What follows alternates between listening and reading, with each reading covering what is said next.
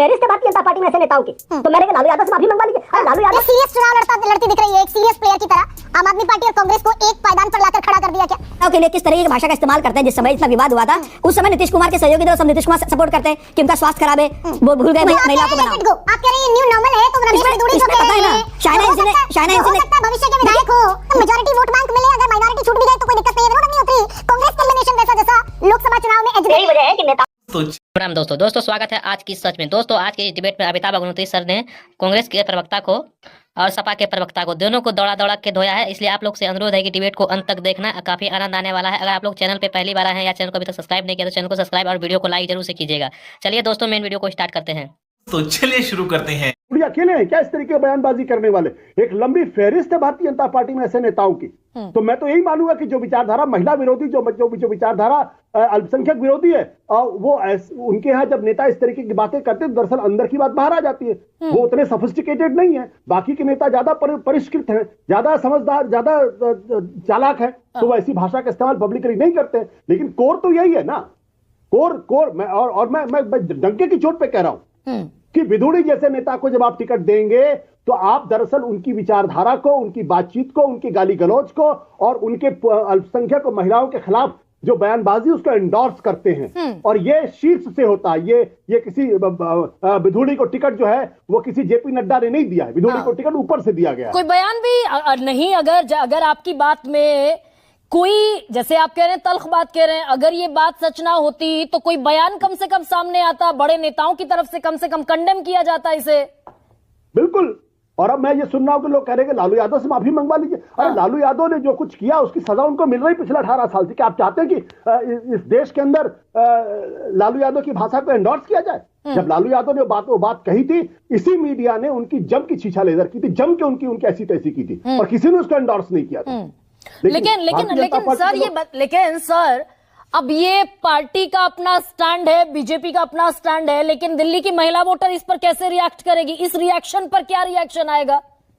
देखिए इस बयान के ऊपर कोई बहुत महिलाओं के अंदर कोई बहुत जबरदस्त तरीके से रिएक्शन होगा, मुझे ऐसा लगता नहीं। हाँ, ज्यादा ये हो सकता है कि कालका जी के अंदर जो वहां की जो मुख्यमंत्री है जो चुनाव लड़ रही है वहां से, वो इसको मुद्दा बनाने की कोशिश करेंगे, लेकिन ऐसे बयानों का कोई बहुत ज्यादा असर नहीं पड़ता। ये दरअसल देखिए, मैं एक बहुत गंभीर बात कह रहा हूं। मैं ये बात कह रहा हूं कि जो पार्टी हिंदू संस्कृति के बारे में बातचीत करती है और उसके परम वैभव के बारे में बातचीत करती है, जो स्त्री सम्मान के बारे में बातचीत करती है, वो पार्टी ऐसे बयानों को एंडोर्स कैसे कर सकती है? इसीलिए एंडोर्स कर सकती है क्योंकि उसकी मनुस्मृति में पूरी तरीके से आस्था है। विजय त्रिवेदी भाई, ये कहा गया कि संसद में जो बयान दिया रमेश बिदुड़ी ने, and he is a serial offender. I have no hesitation in speaking like that. He is a serial offender। और जो बात रमेश बिदुड़ी अभी कह रहे हैं, कहा यह गया था कि उस वक्त संसद में जो बयान दिया उसी के चलते दक्षिणी दिल्ली से टिकट कटा। ऐसी कोई स्थिति बनती दिखेगी क्या दिल्ली में भी कि कालका जी से रमेश बिदुड़ी का टिकट काटा जाए, एक्शन लिया जाए? ये मैसेज देने की कोशिश हो 67,30,000 महिलाओं को कि बनती दिखती है अगर इस पर किसी भी तरीके का कोई क्लैरिफिकेशन नहीं आता है। लेकिन विनोद जी, क्या इस पूरे प्रकरण ने आम आदमी पार्टी और कांग्रेस को, जो एक दूसरे पर पहली दफा कांग्रेस सीरियस चुनाव लड़ती दिख रही है, एक सीरियस प्लेयर की तरह, आम आदमी पार्टी और कांग्रेस को एक पायदान पर लाकर खड़ा कर दिया क्या? चौगांवकर, ये बीजेपी की तरफ से महिला सम्मान की बड़ी बातें होंगी और 2100 रुपए पर धोखा दे रहे हैं अरविंद केजरीवाल, बड़े इश्तेहार विज्ञापन अखबारों में छप जाएंगे, और रमेश बिदुड़ी के इस बयान पर किसी भी बड़े नेता का खंडन नहीं आएगा। ये कॉन्ट्राडिक्टरी है क्या? नहीं गरिमा जी, मुझे लगता है निश्चित रूप से दुर्भाग्यपूर्ण है जिस तरीके से बयान आया, और पार्टी के नेताओं का इसके बारे में किसी भी तरह का विरोध दर्ज न कराना, ये भी मुझे लगता है एक बहुत दुर्भाग्यपूर्ण है। देखिए, भारतीय राजनीति के अंदर अगर आप महिलाओं को सम्मान को लेकर अगर किसी भी राजनीतिक दल का ट्रैक रिकॉर्ड देखेंगे तो मुझे लगता है कि सब लगभग बराबर है। सभी दलों ने, महिलाओं के लिए नेताओं ने इस तरह की अभद्र भाषा का प्रयोग किया। लालू प्रसाद यादव का जिक्र हो रहा था। लालू प्रसाद यादव ने जो बयान दिया था वो 30 से 35-40 साल पहले दिया बयान था। तो लालू प्रसाद यादव, वही मैं इसका जिक्र, उसी को मैं आगे कर रहा हूँ। बिल्कुल, वही मैं बता रहा हूँ कि कैसा राहुल, लालू प्रसाद यादव ने 35 साल पहले बयान दिया और अभी 1 महीने पहले लालू प्रसाद यादव ने नीतीश कुमार की जो महिला सम्मान यात्रा थी उसको लेकर क्या कहा था कि वो आग सेकने जा रहे हैं। तो लालू प्रसाद यादव की पार्टी को समझा जा सकता है कि लालू प्रसाद और उनकी मानसिकता कैसी राजनीति करते हैं। देखिए, इसके अलावा अभी मैं महाराष्ट्र के चुनाव का जिक्र करता हूं। महाराष्ट्र चुनाव में जब शायना इनसे चुनाव लड़ने गई तो शायना इनसे के लिए किस तरह के शब्दों का प्रयोग किया गया था कि इंपोर्टेंट माल आ गया है। बिल्कुल। झारखंड में चुनाव जब हुआ था तो शिबू सोरेन की जब बहू चुनाव लड़ रही थी, सीता सोरेन, तो उसके लिए कांग्रेस के नेता इरफान अंसारी ने किस तरह शब्दों का प्रयोग किया था कि शिबू सोरेन की बहू को रोना पड़ा। वही मैं एक बात करना चाहता हूं कि जब जया बच्चन को राज्यसभा भेजा था समाजवादी पार्टी ने, नरेश अग्रवाल ने भारतीय जनता पार्टी के मुख्यालय में जब भारतीय जनता पार्टी ज्वाइन की थी तो किस तरीके से जया बच्चन के लिए एक नाचने वाली अभिनेत्री का जिक्र किया था। बच्चन से लेकर हालांकि संबित पात्रा ने उसका उस समय विरोध किया था कि भाई ये हमारी संस्कृति नहीं है, लेकिन भारतीय जनता पार्टी से उम्मीद की जाती है कि भारतीय जनता पार्टी का चाल चरित्र और चेहरा नहीं, उम्मीद समीर चौंगावकर सबसे की जाती है, लेकिन अब जब at the verge of election हम खड़े हैं, लेकिन मैं इसका एक उदाहरण प्रधानमंत्री Narendra Modi simultaneously at the same time प्रधानमंत्री कह रहे हैं कि भाई सबसे ज्यादा भरोसा महिलाएं बीजेपी पर करती हैं, और बीजेपी का विधायक एक सांसद को इस तरह के बयान दे देता है और उसका कोई खंडन नहीं है। मैं आपको बता रहा हूं ना कैसे सपोर्टिव एक दूसरे के लिए रहते हैं। आप देखिए, जब नीतीश कुमार के लिए लालू ने यह बयान दिया तो नीतीश ने लालू पे बाकी सब लोगों ने हमला किया, लेकिन वही नीतीश कुमार मुख्यमंत्री रहते जब लोकसभा विधान परिषद के अंदर महिलाओं के लिए किस तरीके की भाषा का इस्तेमाल करते हैं। जिस समय इतना विवाद हुआ था उस समय नीतीश कुमार के सहयोगी दल सब नीतीश कुमार सपोर्ट करते हैं कि उनका स्वास्थ्य खराब है, वो भूल गए बोलने के लिए। तो मुझे ऐसा लग रहा है कि देखिए इस मामले में सभी राजनीतिक दलों का ट्रैक रिकॉर्ड है और यह भारतीय राजनीति की संस्कृति बन गई है। किसी भी महिला को बनाओ। आप कह रहे हैं न्यू नॉर्मल है, तो रमेश बिदूड़ी जो कह रहे हैं शायना हो सकता है भविष्य के विधायक हो दिल्ली की विचारधारा हिंदू संस्कृति और उदात्त हिंदू संस्कृति की बात करती है। अगर उस पार्टी से जुड़े हुए लोग या उस विचारधारा से जुड़े हुए लोग इस तरीके की बात करते हैं तो उसका सबसे ज्यादा विरोध करना चाहिए। और एक सिर्फ उसका एंडोर्समेंट की बात भी नहीं कर रहा हूं, एक बार संघ परिवार अगर ऐसे किसी नेता के खिलाफ जबरदस्त कार्रवाई कर दे, मेरा दावा है दोबारा कोई नेता इस तरीके की बात नहीं करेगा।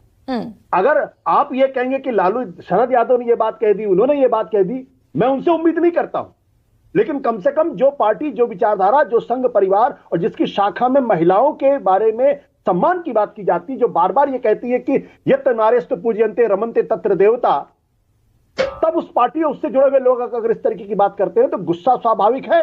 और तब कहीं ना कहीं सवाल उठता है कि क्या संघ परिवार इसको एंडोर्स कर रहा है, एंडोर्स नहीं कर रहा है। लेकिन अगर पॉलिटिकल पिच पर आए सर, पॉलिटिकल पिच पर ना सेल्फ गोल है ना उसका कोई इंपैक्ट है। रमेश बिदूड़ी को और एलिवेट कर दिया, राकेश शुक्ला कह रहे हैं रमेश बिदूड़ी और पेडेस्टल पर हाई पेडेस्टल पर आकर खड़े हो गए। देखिए, ये बहुत ही सेंसिटिव इशू है। महिला के बारे में कोई भी ऊंची टिप्पणी क्यों होती है, ओछी टिप्पणी क्यों होती है?